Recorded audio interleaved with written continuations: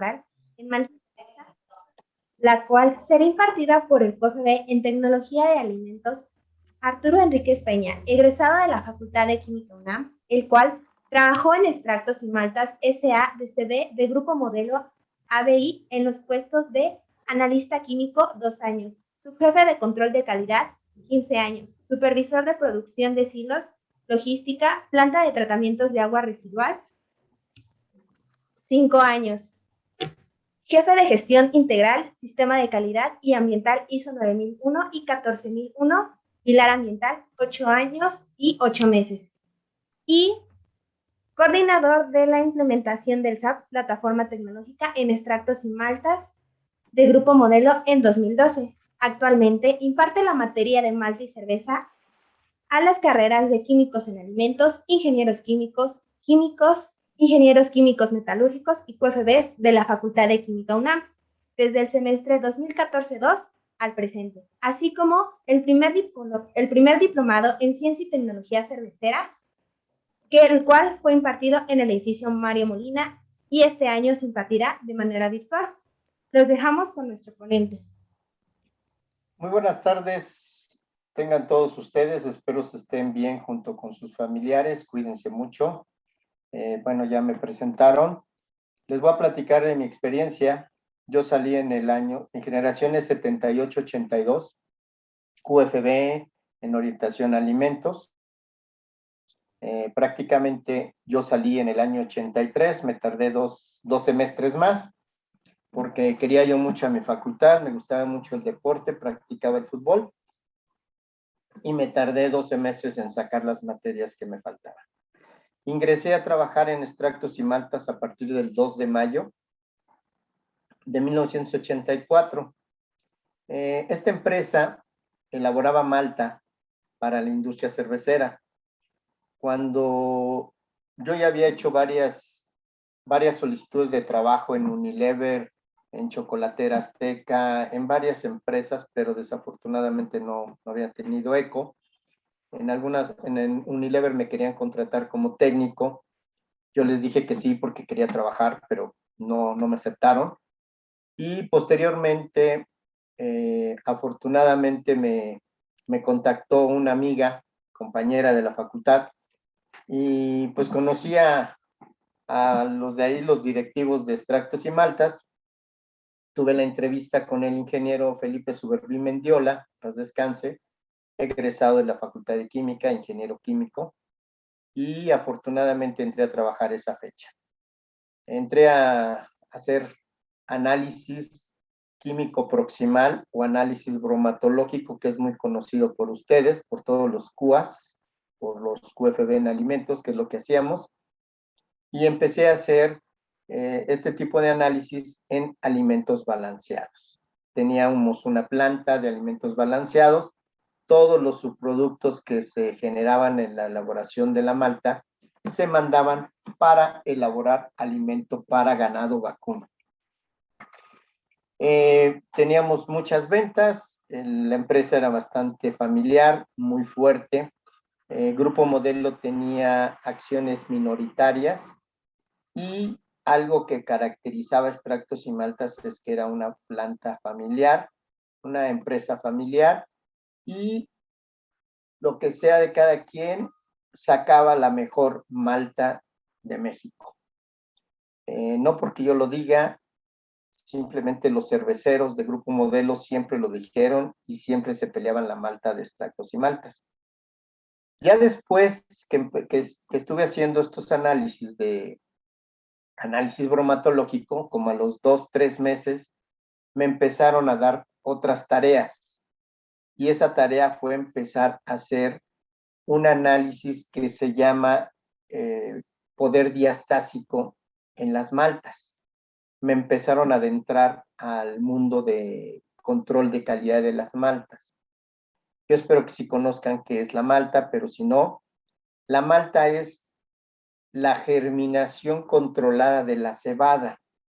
O sea, la cebada la tenemos en el campo, se cosecha y se manda a las malterías, donde se va a hacer el proceso de malteo para obtener la malta, que es la materia prima base para elaborar cerveza.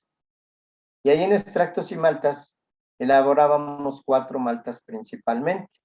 Las maltas base o maltas pálidas que les conocen, o la malta normal, la malta carapils, la malta caramelo, la malta negra, y en algunas ocasiones llegábamos a hacer otro tipo de malta como malta Múnich, malta de trigo y otras maltas que ahorita no les recuerdo, pero esas eran las principales.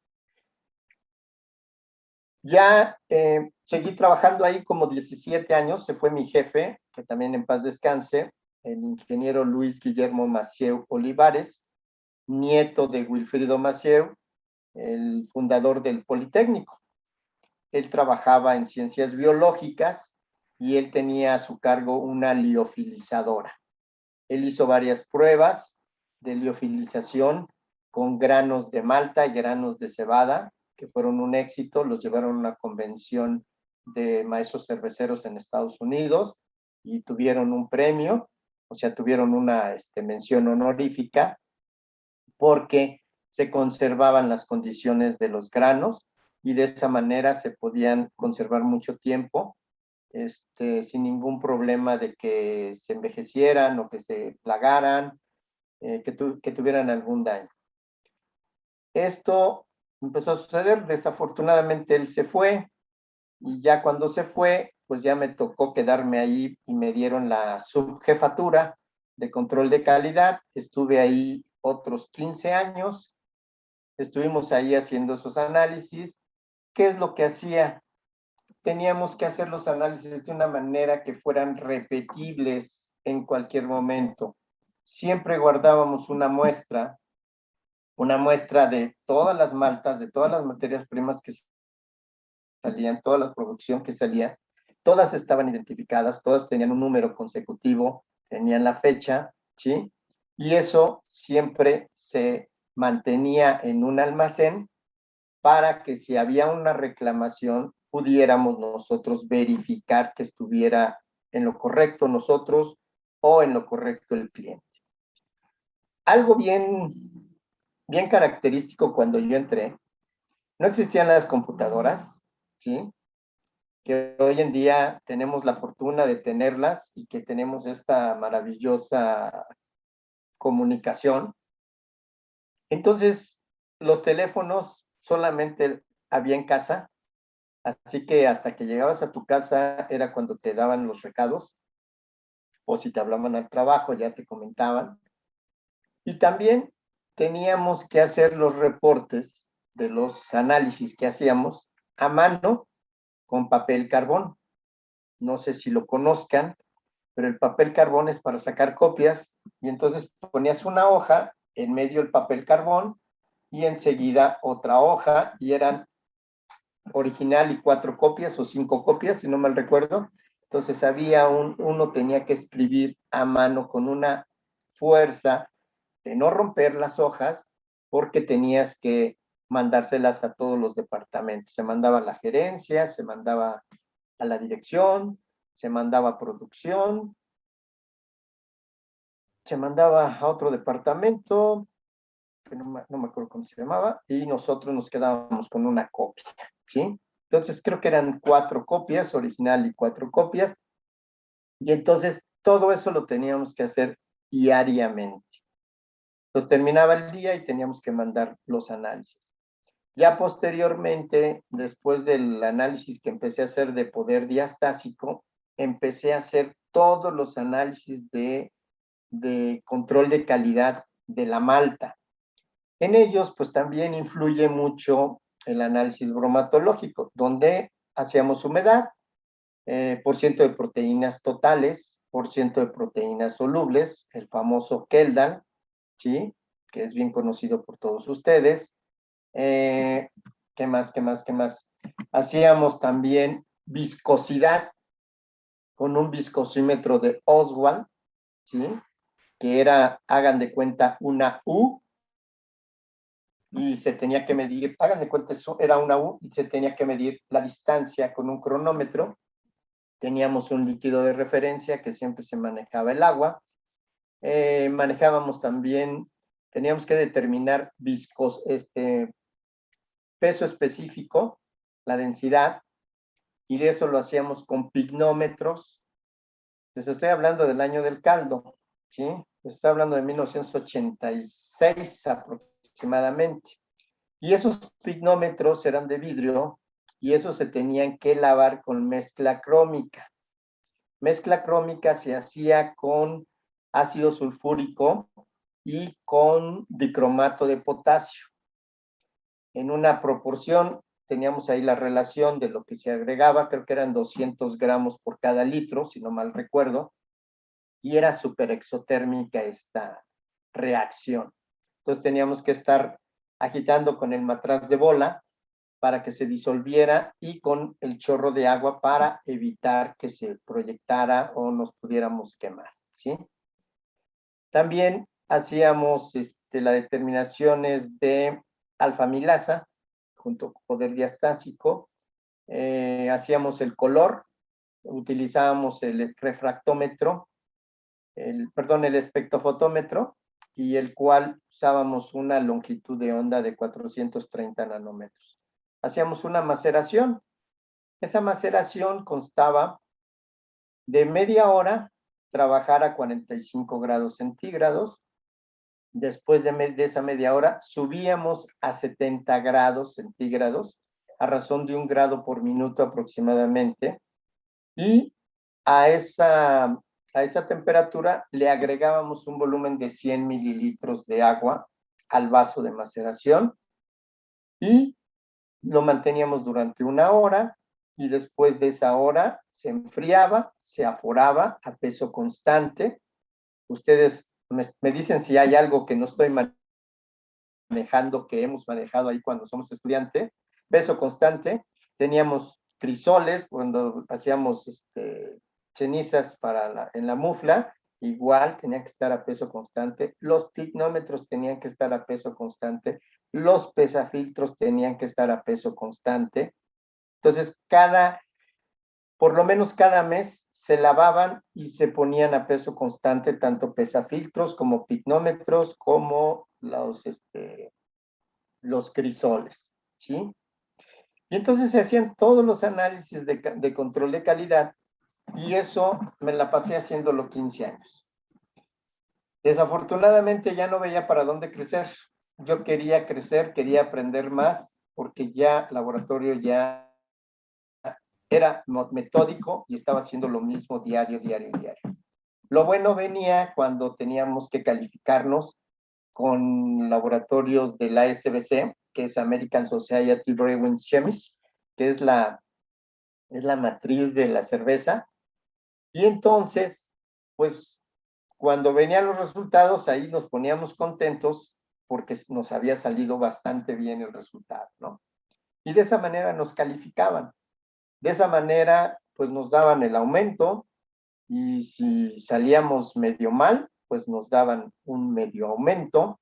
Si salíamos medio bien, pues nos daban un medio bien aumento, pero normalmente nuestros análisis eran muy repetibles. ¿Esto a qué se debe? A que debemos de ponerle mucha conciencia y mucho feeling a lo que hagamos.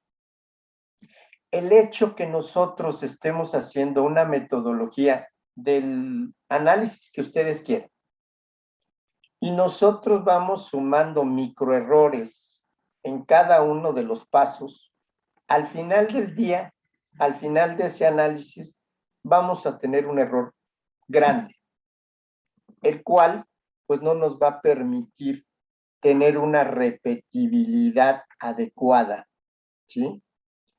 ¿Qué pasaba? En alguna ocasión teníamos algún problema en producción a la hora de secar la malta, y entonces llegó el gerente y me dijo: oye, Arturo, ¿qué malta caramelo tenemos con la humedad más alta? Permítame, 3.6. Oye, necesito que le subas a 3.9. No, ingeniero, no se puede. ¿Por qué no se puede? Porque es una metodología que está establecida y lo más que le puede dar al otro laboratorio sería 3.65, no más. ¿Por qué? Pues porque ya está establecido, ya hay tiempos, ya no te puedes mover para arriba ni para abajo porque tienes una temperatura, tienes un intervalo de temperatura, tienes un intervalo de tiempo. Y entonces, cuando yo le dije eso, me dijo, pues pónmelo con 3.9, 3.8 y pónmelo, por favor. ¿Ok? ¿Me lo firma? Fírmemelo, por favor, para que yo se le haga el reporte. Porque yo no lo voy a firmar si usted no me lo firma. Lo firmó, lo mandamos. ¿Y cuánto creen que dio? ¿Cuánto creen que le dio a la cervecería de Torreón? Porque se le mandó a Torreón. ¿Y cuánto creen que les dio? Lo que ya estaba establecido antes. Exacto. 3.6. ¿Sí? Entonces, algo que tenemos que estar bien abiertos a cualquier insinuación que nos digan, que tú súbele, que tú bájale, que tú hazle esto, que tú hazle el otro, tenemos que tener las bases de por qué no se puede hacer o por qué sí se puede hacer, ¿sí? Entonces, los análisis son metodologías establecidas, avaladas, confirmadas por instituciones internacionales y que en un momento dado no los podemos mover. Entonces, esa es una experiencia que nunca me permitió quedar mal con nadie, ¿sí?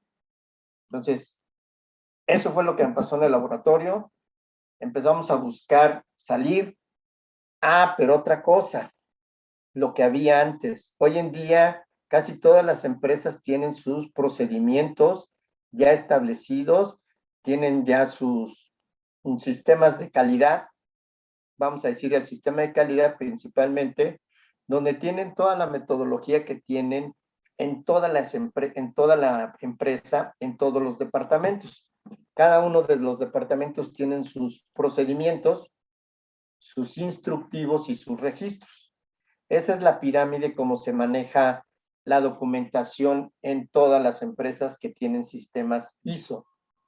Si vemos la pirámide, hasta arriba tenemos el manual de calidad. Y de ese manual, ahí se van registrando todas las modificaciones importantes que va haciendo la empresa. Después de ahí, sigue los procedimientos de cada departamento. Y después vienen los instructivos y después vienen los registros. De esa forma, se tiene un control de que si Ángel no vino hoy, Jonathan lo pueda suplir. O si Jenny no vino hoy, Anita la puede suplir y puede hacer el mismo análisis que está haciendo o el mismo trabajo que está haciendo Jenny. ¿Sí? ¿Sí me explico? Esto cuando yo llegué no sucedía. Todos tenían su información, vamos a decir, esta es mi información, y yo la escondía, no me la daban. Inclusive cuando yo salgo del laboratorio, unos de los compañeros me dijeron, ¿por qué te vas a salir del laboratorio si tú ahí eres el que mueve todo? Aunque sea subjefe, yo tenía mis vacaciones cuando yo quería, me podía ir el día que yo quería, digo, previo aviso a mi jefe, diciéndole, oye, yo tengo que salir o tengo que ir de vacaciones o lo que fuera. Y la sacaba yo en diciembre o en julio, cuando estaban mis hijas pequeñas y que salían de vacaciones. Cuando yo salgo a hablar con el gerente para salir del laboratorio, me dice, bueno, pues tengo un proyecto para ti. Vas a ser el primero que sea como un comodín. Y entonces me explica y me dice, lo que yo quiero que hagas es que vas a suplir a todos los jefes de departamento y al personal de los departamentos de producción, que en este caso es maltería, buena maltería, silos, que es almacén, que hoy se le llama logística, a mismo control de calidad, vas a ir a cubrir. La planta de tratamiento de aguas residuales, también quiero que vayas a cubrir. La planta de forrajes. Y entonces yo tenía que irme a todos los departamentos. Ah, pero eso sí, no vas a tener vacaciones cuando tú quieras. Está bien, adelante. Así me aventé 5 años, que fue a partir del 2001, en junio. Recuerdo mucho junio porque una compañera de nosotros de ahí de la facultad, nuestra compañera Carla Chacón, egresada también de la facultad Química en Alimentos, llegó a cubrirme. Y entró en mi lugar y ella es del 10 de junio, llegó como el 5, el 3 de junio, y yo salí el veintitantos, 21, 22. Entonces ya me voy a todos los departamentos y a rolar turnos, ¿sí? Entonces, cuando me mandaban a producción, me mandaban en la noche.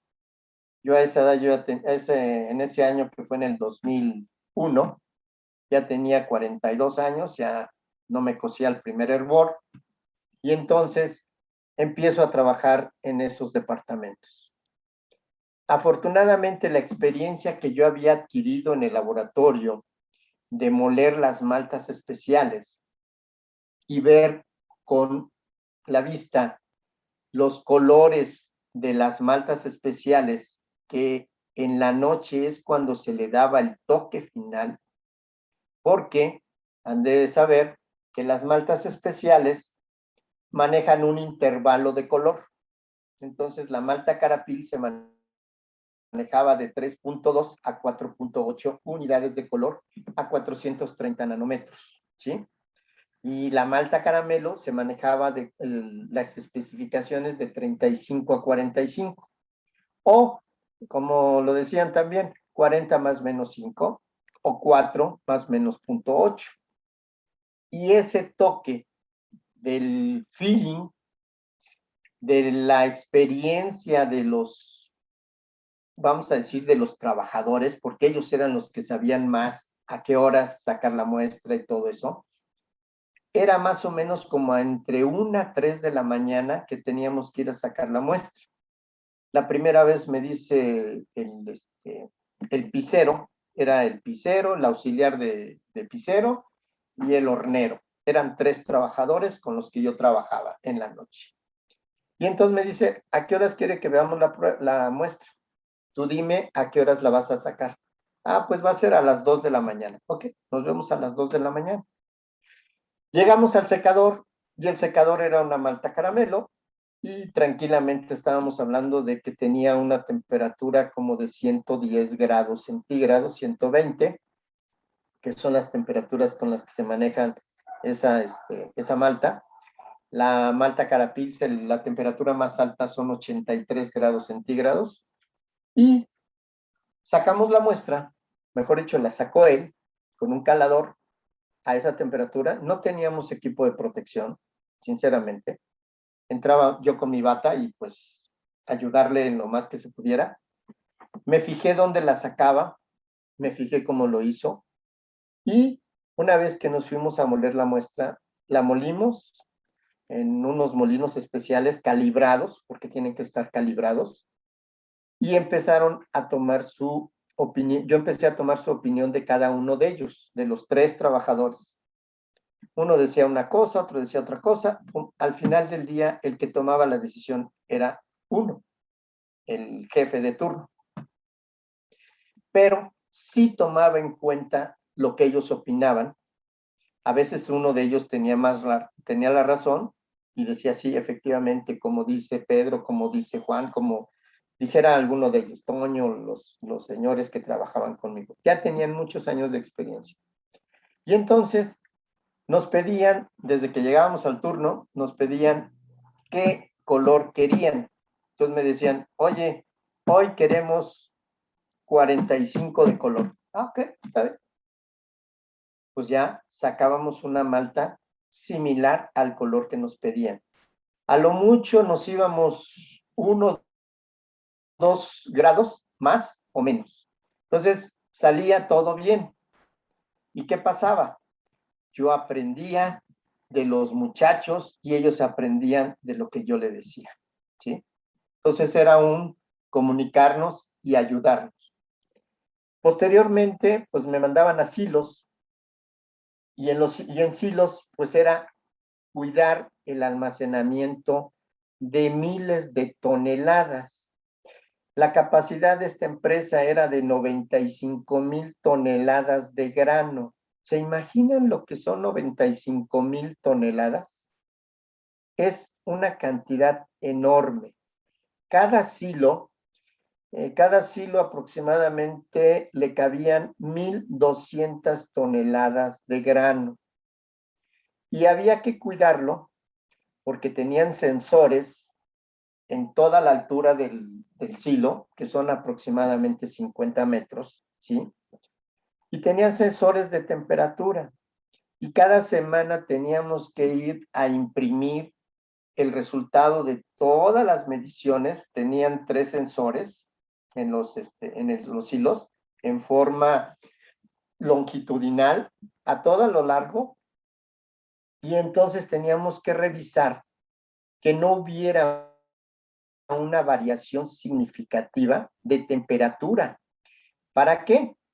Porque si había una diferencia significativa de 5 grados con respecto a la semana anterior, o sea, teníamos las dos lecturas, pero si la lectura de la semana anterior me decía que tenía 25 grados y esta semana ese mismo punto ya estaba en 30, 31, cuidado, ya teníamos un problema ahí, ya se estaba calentando el grano.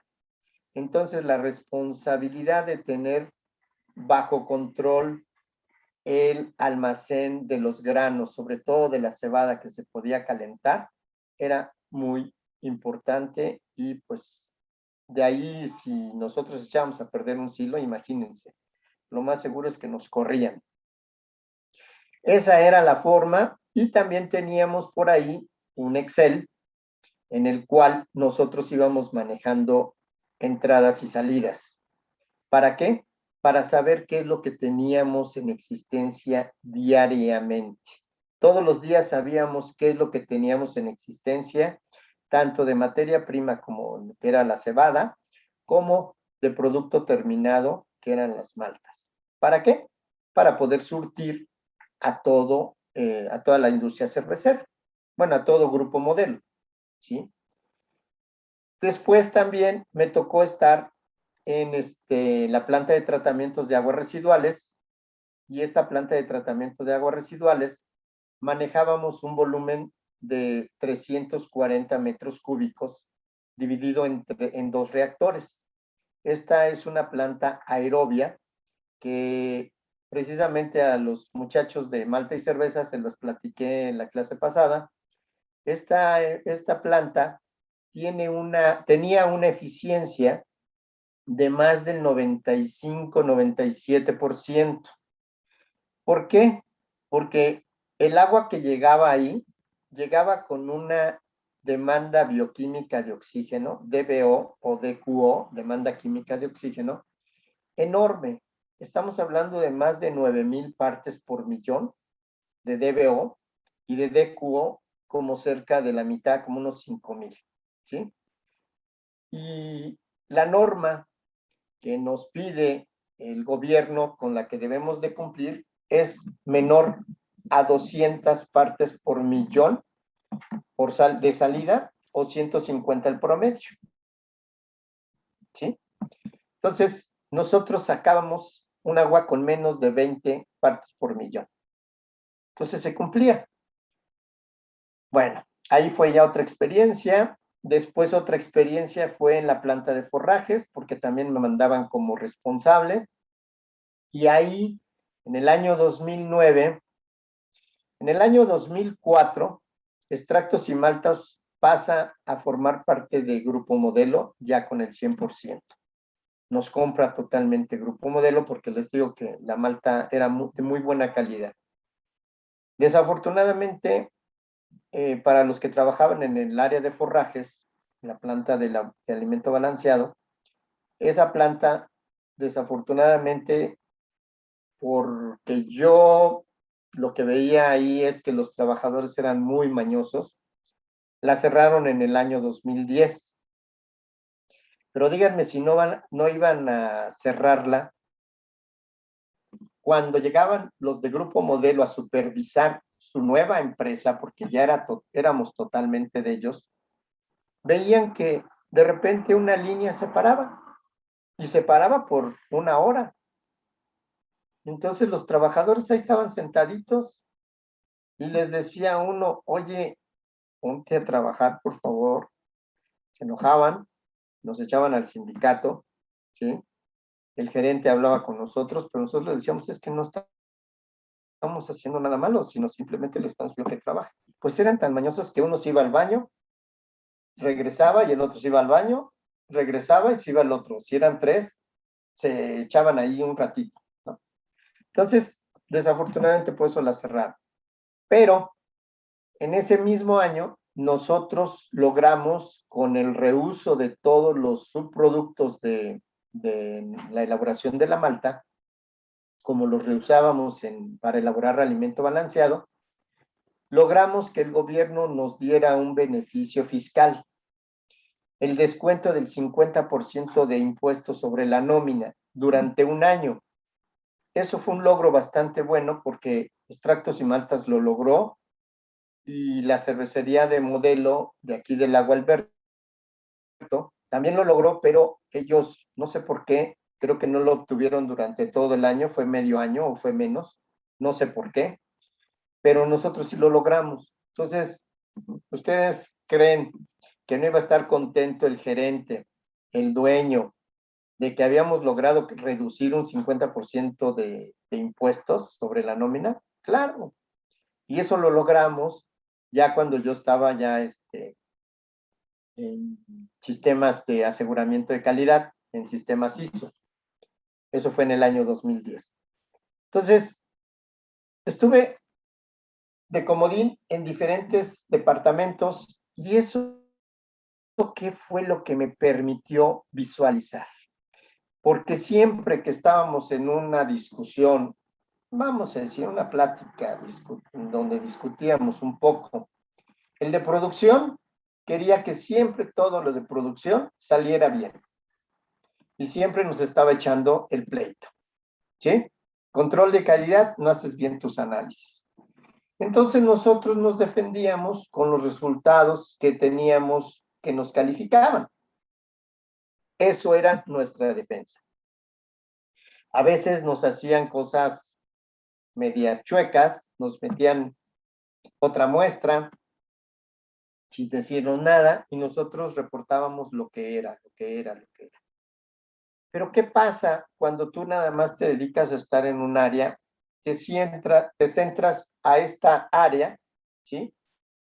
Y no ves más allá, ¿sí? La visión es muy corta, pero cuando tú empiezas a estar en diferentes departamentos, tu visión se empieza a hacer mucho más amplia y empiezas a resolver problemas que cuando tú estás en control de calidad no los quieres resolver porque te da un poco de temor, pero hay cosas que sí se pueden y hay cosas que no se pueden y que no se deben. Entonces, ya el estar en otros departamentos te permitía visualizar mejor la situación de la empresa ya más en forma global, ¿sí? Entonces, ya en el 2006 me jalan al departamento de aseguramiento de calidad porque el que estaba ahí como jefe ya no renunció, se fue porque decían que había comprado Grupo Modelo y no quería estar ahí bajo el yugo de Grupo Modelo. Cuando entra Grupo Modelo, ya al 100%, tuvimos muchos beneficios. El primer beneficio es que todo mundo tuvo computadora. Todo mundo tuvo internet. Y antes solamente el Departamento de Aseguramiento de Calidad y la Dirección General contaban con internet y con computadoras. También la gerencia. Pero a partir de que entra Grupo Modelo, nos da todo ese beneficio. Y lógicamente empiezan a exigirnos más, a pedirnos más cosas. Y nosotros nos certificamos por el año 1991 con el sistema ISO 9001-2005 y afortunadamente nos certificamos porque era una obligatoriedad que marcó Grupo Modelo. Y entonces ya estábamos trabajando con sistemas ISO y cuando yo llego ahí al departamento de aseguramiento de calidad, seguimos con ese procedimiento y algo bien importante, ahí teníamos que hacer cumplimiento gubernamental con todas las dependencias oficiales que teníamos que ver, teníamos que cumplirles en tiempo y forma, ¿sí? Estamos hablando de Conagua, Comisión Nacional del Agua, Semarnat, la Secretaría del Medio Ambiente, ¿sí? Secretaría del Medio Ambiente, SMA, la Semarnat, Profepa, Cofepris, que pronto lo van a conocer, ya cuando tengan que hacer trámites, para mí es la más engorrosa, ¿sí? De las dependencias, aunque todas tenemos que tener mucha paciencia. ¿Quién más tuvimos trámites? El sistema de aguas de la Ciudad de México. Y entonces, ¿qué es lo que teníamos que hacer? Teníamos muchas obligaciones y entonces lo que hicimos fue hacer un cronograma.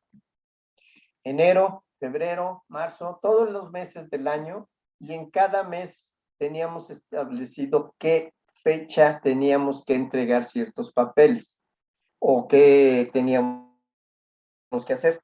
Por ejemplo, en el sistema de aguas de la Ciudad de México teníamos hasta el 31 de enero para entregar una serie de estudios para poder tener poder tener el aval de autoevaluación en las descargas de aguas residuales.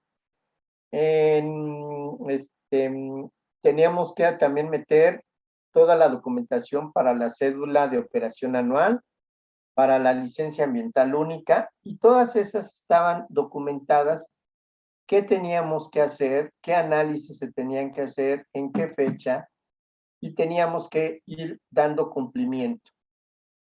Al director general, cuando yo no estaba, pues lo buscaban el día que necesitaban llevar la documentación. Entonces yo empecé a ver qué es lo que hacía mi antecesor para yo ver qué podía mejorar, ¿sí? Y algo que siempre les comento a mis alumnos y siempre se los recomiendo y se los recomiendo ahorita es vayan ustedes un paso o dos pasos adelante de lo que su jefe quiere, ¿sí? ¿Por qué? Porque en el momento que me pida las cosas le voy a decir, ¿para qué hora lo quieres? ¿Para cuándo lo quieres? No, pues lo quiero para el lunes, ¿ok? Hoy lo debo de terminar. Hoy lo debo de tener. ¿Por qué? Porque mañana si trabajo, pues mañana le doy otra revisada, o el lunes cuando llegue temprano, también lo reviso y le puedo hacer alguna modificación. El lunes cuando él me lo pida, yo ya se lo estoy entregando, o sin que me lo pida, yo le digo, aquí está el reporte, aquí está lo que me pediste. Entonces, eso es lo que yo les recomiendo. Vayan ustedes un poco adelante. ¿Sí? Y entonces, esa es la forma como yo me empecé a trabajar. Y cuando yo veo que buscaban al gerente, al director general, el mero día que tenían que ir a llevar un documento a la Secretaría del Medio Ambiente, que estaba ahí en la colonia Escandón, ahorita no me acuerdo el nombre de la calle, pero estaba ahí, ya no está ahí, y entonces tenían que llevárselo y andaban buscando al gerente para la fila. Entonces yo lo que hice, dije, momento, el director tiene poco tiempo. Entonces yo lo que hacía empezaba yo a ver todas las cartas que se tenían que firmar para el mes siguiente, vamos a decir, para octubre, y yo el día 29, el día 30 o el 30 de septiembre, yo le llevaba a la secretaria toda la documentación. Oye, necesito que me firmes estas cartas, que le digas al ingeniero Suberví cuando llegue que nos la firme, porque son las del mes de octubre. Oye, pero ¿por qué haces esto? Pues porque yo sé que ahorita no se tienen que entregar y le doy tiempo al ingeniero para que las firme con calma. ¿Y qué va a pasar? El día que yo tenga que llevar el día 14, yo no tengo que buscar al ingeniero. ¿Sí? ¿Sí queda claro eso? Entonces, de esa forma, pues yo iba previendo las cosas. ¿Sí? ¿Qué pasó? Otra experiencia que tuvimos en el año 2010. En el año 2008, la empresa lo que hace es remodelar el área de silos. ¿Y qué es lo que hace? Bueno, pues vamos a cambiar toda la instalación por instalaciones a prueba de explosiones, porque no teníamos ese sistema. Entonces se hace una remodelación bastante costosa que se generaron alrededor de 900 toneladas de cascajo. El cascajo no lo podemos tirar en cualquier lado.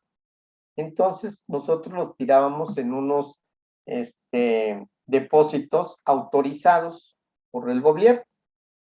Pero resulta que en ese tiempo, pues yo no conocía una norma que había salido y esa norma nos obligaba a que el cascajo se regenerara, se reutilizara, se mandara a unas plantas donde lo trituraban y se reusara para reuso.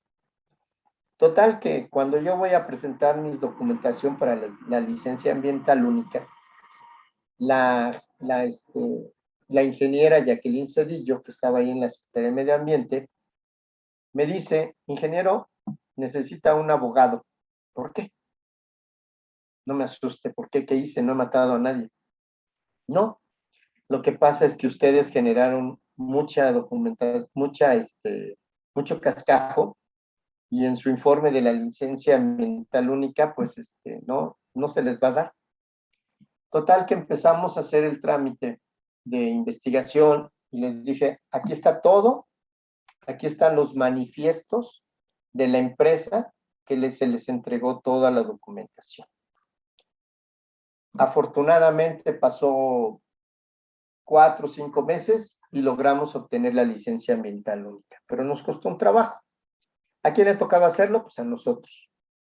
Otra situación y que también nos pasó fue que el gobierno del Distrito Federal en ese mismo año sacó una norma emergente del agua para ahorro de agua a todas las empresas de alto consumo, industrias refresqueras, industrias malteras, cerveceras, las de hielo. Entonces nos mandan que teníamos que reducir un 20%. Entonces me habla el jefe del área de ambiental y me dice, pues búsquele y búsquele con todos los equipos ahorradores. Está bien, dije. Lo busco y no daban los valores. ¿Cuánto ahorrábamos con esos equipos? No llegábamos ni al 1%. ¿Qué hacemos? Pues hay que buscar información. ¿Y qué hicimos? Buscamos la información. Nosotros teníamos 3 pozos y esos pozos tenían un título de concesión. El pozo 1 y el pozo 2 eran un título de concesión y el pozo 3 era otro título de concesión. Entonces teníamos 2 títulos de concesión para 3 pozos. En total eran 316,000 metros cúbicos de extracción. Entonces, esos 316,000 metros cúbicos, teníamos la obligación de extraer de cada título, por lo menos cada año, cada 2 años, un año sí, un año no. ¿Qué pasó? Nosotros nos empezamos, bueno, yo me metí a a ver cuáles eran los volúmenes de extracción. Afortunadamente teníamos todo el historial desde el año 2000 y lo que hice fue verificar que todas las extracciones andaban abajo del 80%. Ahí estaba el 20% de ahorro y no de ahorita, sino desde el 2000.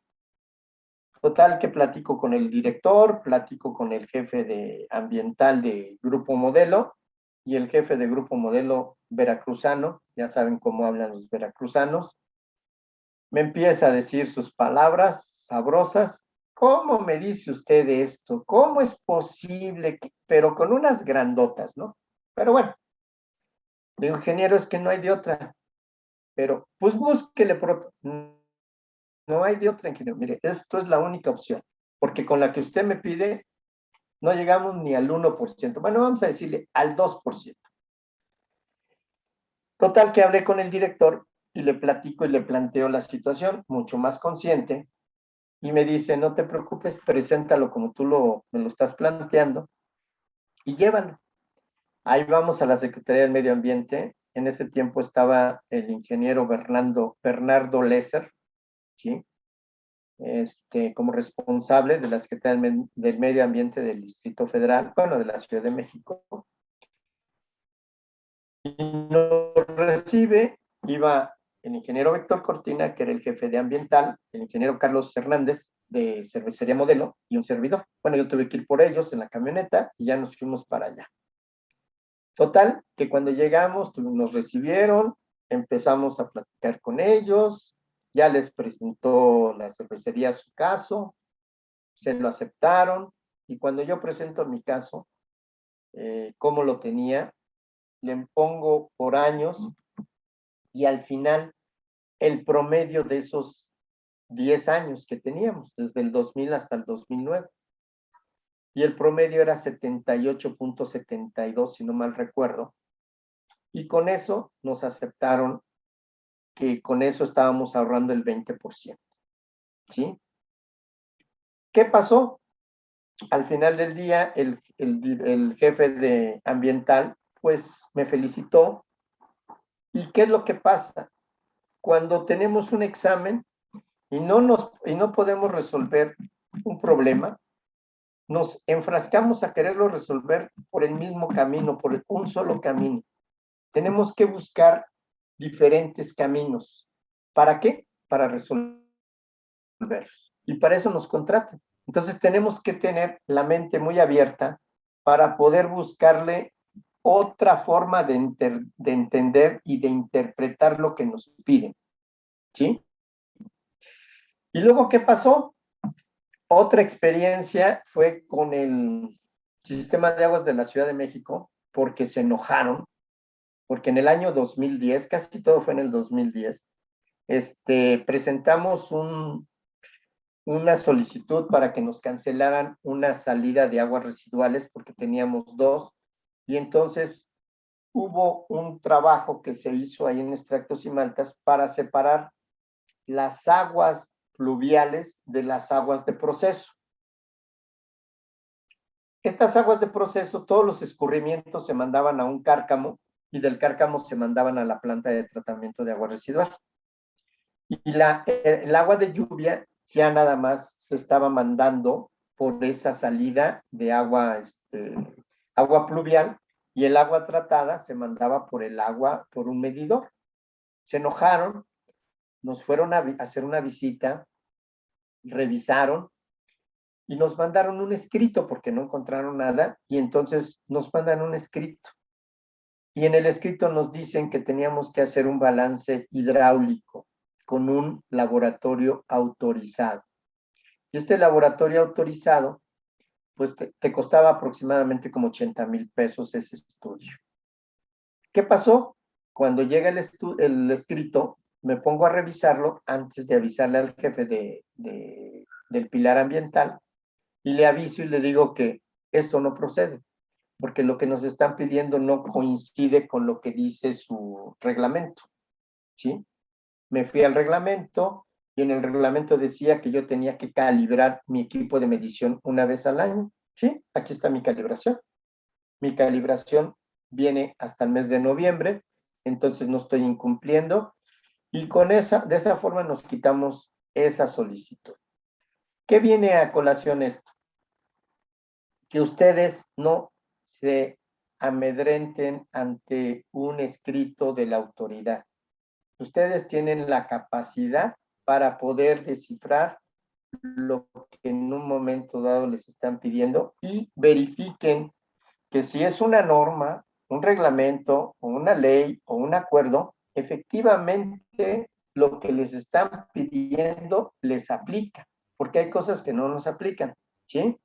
Otra cosa que me pasó con Cofepris fue que nos hacían estudios de cloro en agua para uso y consumo humano, que es la NOM 127, y en una ocasión nos llegaron y nos hacían el estudio y nos decían que lo iban a llevar al laboratorio. No, un momento. El resultado lo tienes que hacer en sitio, por sitio de cloro residual.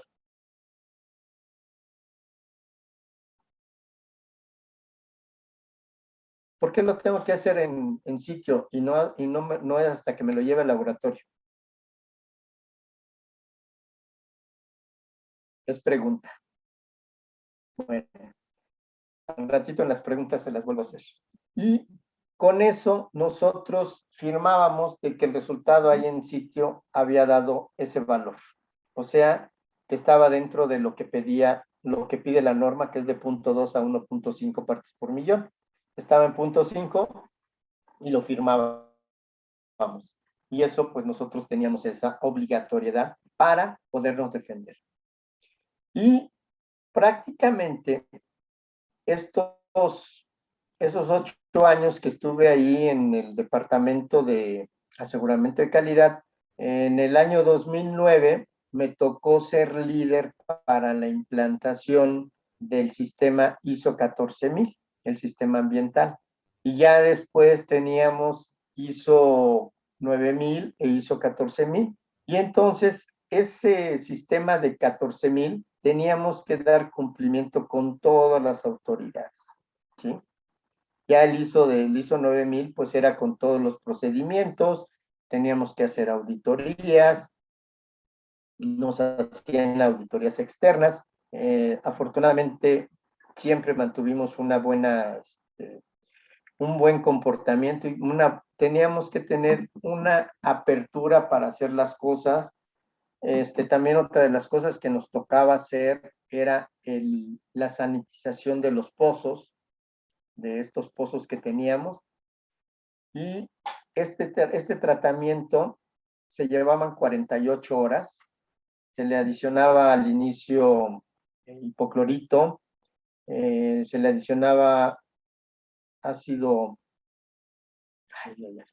dos reactivos que no me acuerdo ahorita, y se manejaba durante 24 horas agregándole hipoclorito cada hora o cada 2 horas.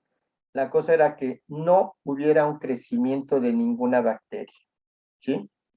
Y una vez que se terminaba, se mandaba al laboratorio central de la cervecería de Modelo aquí en Lago Alberto, y ellos eran los que nos decían, adelante, ya lo puedes trabajar. Entonces también esto del trato con las autoridades es muy importante, no hay que tenerles miedo, hay que estar abiertos, hay que atenderlos, ¿sí? Y el hecho de que uno los atiende bien, ellos no abusan, no se encajan. Lógicamente hay de todo en todos, ¿no? Sí.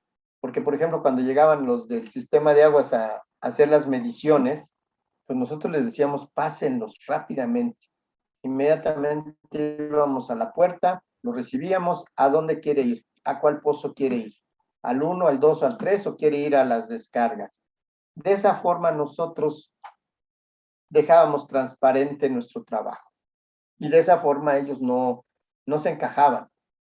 Otra de las cosas que sucedió fue que cuando nos cambiaron el medidor nunca nos pidieron que le pusiéramos una jaula con candado, y a la cervecería Modelo se la pusieron. ¿Por qué? No sé, ¿sí? y a ellos les pusieron los sellos federales. Ustedes conocen los sellos federales del agua, ¿no? Y nosotros en el momento que los rompemos, cuidado, es un delito. Entonces, todo eso en la forma de que uno pide las cosas va a recibir una buena respuesta. Y hay que ser agradecidos con la gente. No ser arrastrados, no confundamos. El que nosotros les agradezcamos a la gente que hace su trabajo bien, no es malo. Tampoco hay que estarles sobando mucho, porque tampoco es eso, ¿no? ¿Qué más? ¿Qué más? Y bueno, ya después, estando ahí en sistemas de aseguramiento de calidad, en sistemas ISO, pues llegó el momento en que pues ya no fui bien recibido. Bueno, no es cierto, no bien recibido. Simplemente que ya se dio la situación de que les platiqué que iba a dar clase en la Facultad de Química por invitación de la facultad, y el gerente que estaba se enojó, se enceló. Entonces, pues yo dije, bueno, pero ¿por qué? Y desde el 2014 estoy dando la clase de malta y cerveza. Ya tengo un buen rato. Mientras no había pandemia, los llevaba de visita a cervecería y a las malterías. La última visita que hice fue el año pasado, en marzo 13, fue un viernes 13, y el 18 de marzo ya se cerraron las clases presenciales. Entonces todavía alcanzamos a ir el año pasado en marzo a la maltería de Calpulalpan. Inclusive tuvimos ahí una comida muy rica de mariscos, y luego con algunas cervecitas nos la pasamos a todo dar, ¿sí?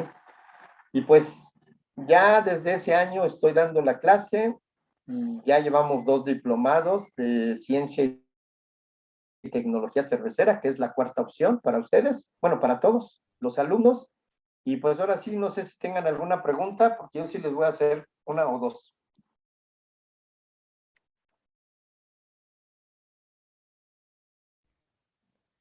Por el chat, si gustan irlas poniendo y se las vamos leyendo al profesor.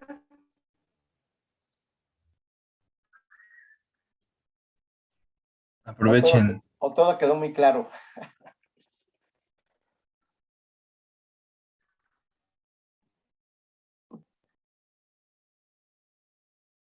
Todo claro. Gracias, Jennifer. Bueno, yo la pregunta que les hice es ¿por qué el análisis de cloro residual se debe de hacer en sitio?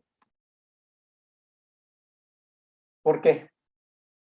Yo sí tengo esa pregunta para ustedes. ¿Quién me la contesta?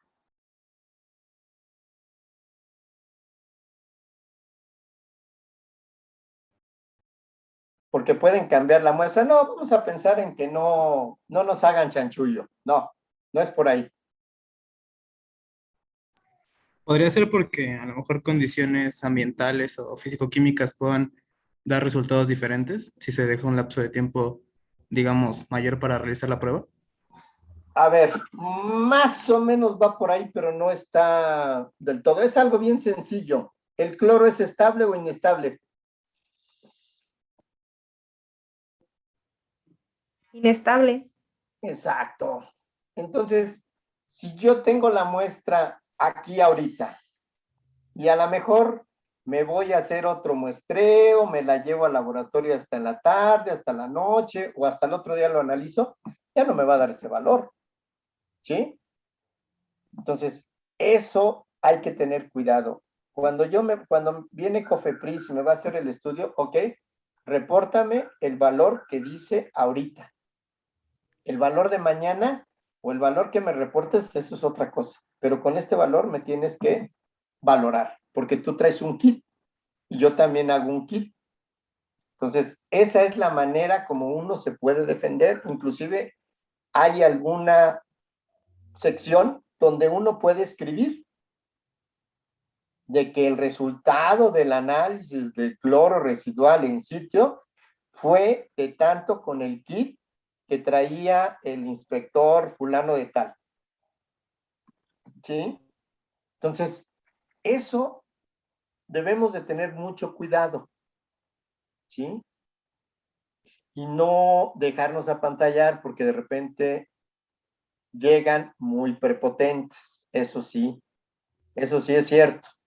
Y luego más cuando nos ven chamaquitos, ¿sí?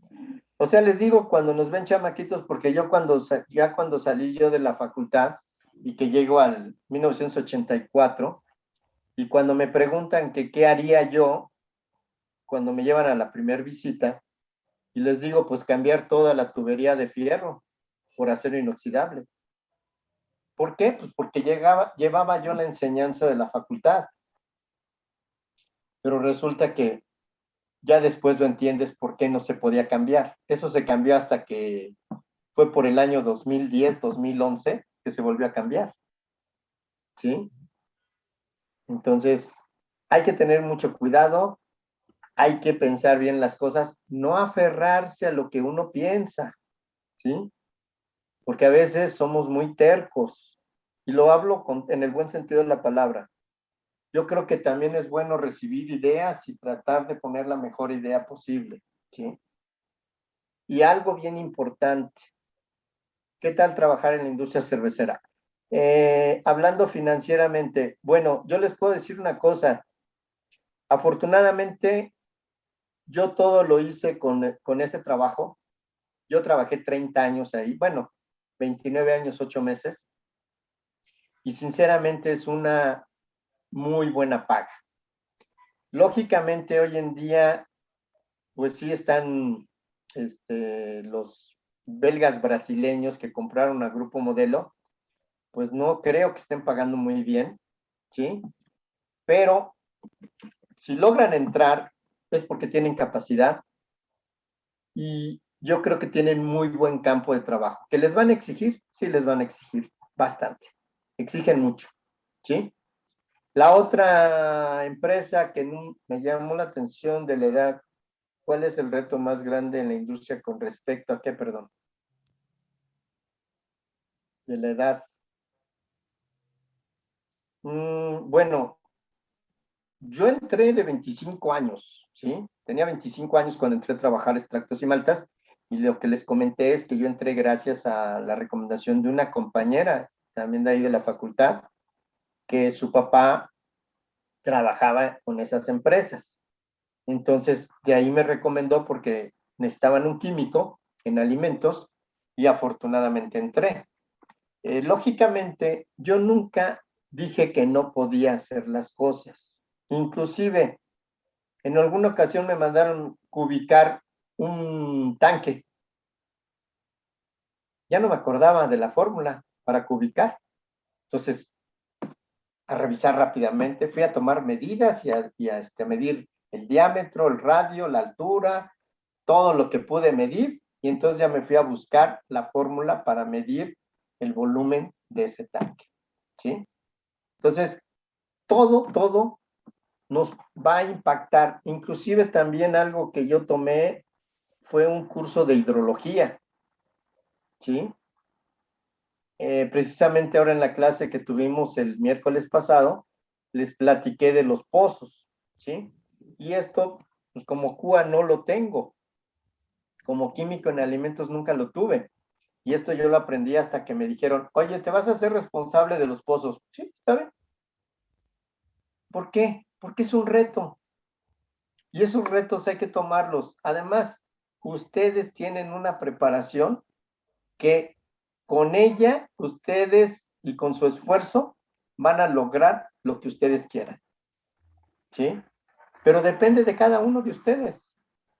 Ahora, aguas cuando en un momento dado, y esto se los platico rápidamente, es en alguna ocasión, y esto me lo platicaron, yo me reúno con todos los de Grupo Modelo, todos los ex de Modelo, los viejitos, y en alguna ocasión llamaron a un gerente, a un jefe y le dijeron, oye, yo necesito que me estés manejando estos datos, modificando. En el momento que dijo que sí, adiós. ¿Sí? Entonces, aguas, a veces les meten cuatros.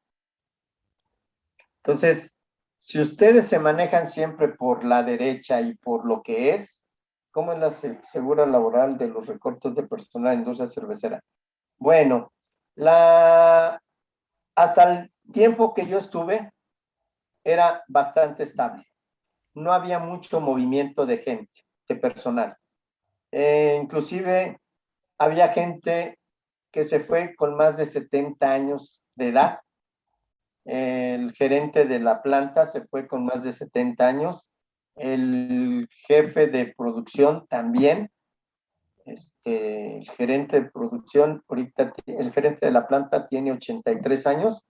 El otro ingeniero ya falleció, pero era muy difícil que se moviera la gente. Les digo, yo tuve casi 30 años y la mayoría de la gente estaba ahí. Ya los últimos, en el 2018 cerraron la planta que estaba ahí en la Industrial Vallejo y desafortunadamente sí había mucho recorte de personal, redujeron el personal. Mi departamento, que éramos 4 personas inicialmente, nos dejaron 2 y después una sola persona. Yo salgo, se queda una sola persona y la truenan. ¿Por qué? Porque era demasiado trabajo. También aquí es algo bien importante. Hay que saber pedir nuestros derechos y cumplir con nuestras obligaciones. ¿Sí? Es bien importante. Tampoco voy a decirle sí a todo y yo me voy a desgastar. Yo no voy a vivir para trabajar. ¿Sí? Yo vivo para vivir y mi trabajo me ayuda para vivir. ¿Sí? Pero tampoco me voy a aventar todos los días jornadas de 20 horas. ¿Sí? Entonces también hay que saber, platiquen con sus papás, platiquen con gente que tiene un poquito de experiencia y también a veces, si voy a ceder un poquito, sí cedo un rato, pero no voy a estar trabajando todo el día en la planta. ¿Por qué? Porque eso quiere decir que no soy productivo. ¿Sí? Entonces, hay que hacer lo necesario y un poquito más, pero tampoco les den al jefe todo. No sé si me estoy explicando. Si a mí me pide 5 cosas dime para cuándo lo quieres. La ventaja de hoy en día del internet o del correo. Dime para cuándo lo quieres. Ah, ok. Lo quiero para tal fecha, tal fecha. Voy poniendo prioridades. ¿Cuál es lo más urgente? Ah, pues es esto. Eso rápidamente hay que hacer. Si ya tengo todo, no se lo voy a dar todo. ¿Sí?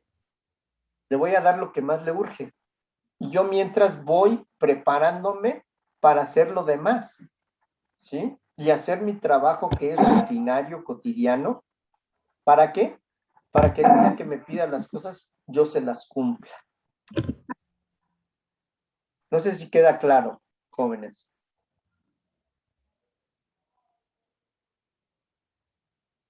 ¿Sí? Sí, profe. Normalmente, y algo bien interesante, donde lleguen a trabajar, primero observen, anoten qué es lo que hacen, cómo lo hacen, por qué lo hacen. Ya después empiecen a analizar qué puedo mejorar.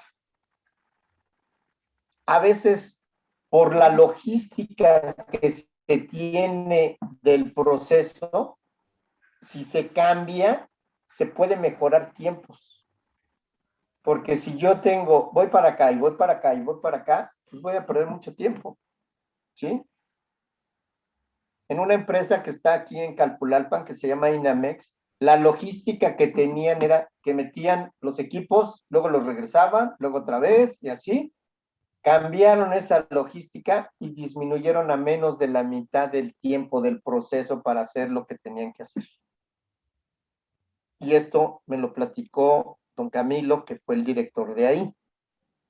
¿Sí? Entonces, a mí me gusta escuchar a la gente que trabajó en el Grupo Modelo, porque platican sus anécdotas y a veces yo voy y se las platico a los alumnos. ¿Sí?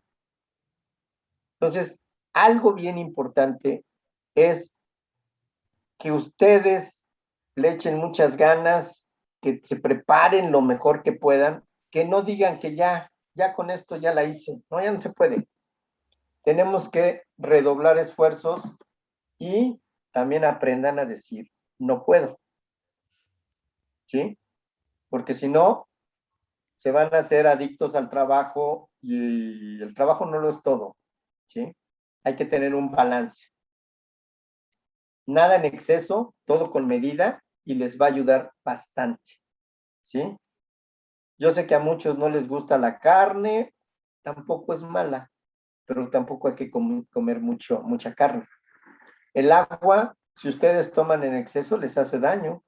¿Qué les afecta? La bomba de sodio y potasio. Y al rato el doctor no sabe qué es lo que tienen. Entonces, mucho ojo, estudien lo más que puedan, prepárense lo mejor que puedan y tengan la seguridad que con el esfuerzo que ustedes pongan y con los conocimientos que tienen y que manejen el inglés, les va a ayudar bastante. Y van a triunfar. Tengan la seguridad. Y no se espanten. ¿Sale? ¿Alguna pregunta? No, de nada.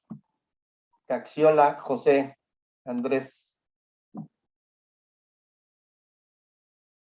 Y cuando gusten, yo estoy ahí en la clase de los miércoles de 6 a 8. Si no se inscriben, no hay problema. Y si quieren alguna plática, con todo gusto. ¿Sí? Y si algún día se inscriben a Malta y Cerveza y ya hay visitas, con todo gusto vamos a Zacatecas para que conozcan la industria, lo que es de verdad la industria, de conocer germinadores de 360 toneladas.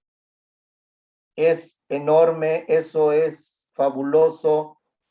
Una ocasión una alumna que me debatió que por qué no se limpiaba el grano, le dije, ok, ¿cuánto vas a limpiar? 5 kilos, pues puedes limpiar muy bien, sin problema. Ahora limpia 1,000 toneladas. Es algo tremendo, ¿no? Y el limpiar diario, 500 toneladas con máquinas especiales, pues era un mundanal, ¿no? Entonces, cuando tú me dices, no, es que sí se puede limpiar y seleccionar, ¿cuánto? Hay que preguntar cuánto. Por eso dicen que lo que no se mide, no se mejora. ¿Sí? Pues todo lo que debemos de medirlo. Y algo bien importante, anoten, la memoria es traicionera. Anoten fechas, anoten cantidades, anoten todos los detalles que quieran de lo que estén haciendo o de lo que vayan a hacer. ¿Sale?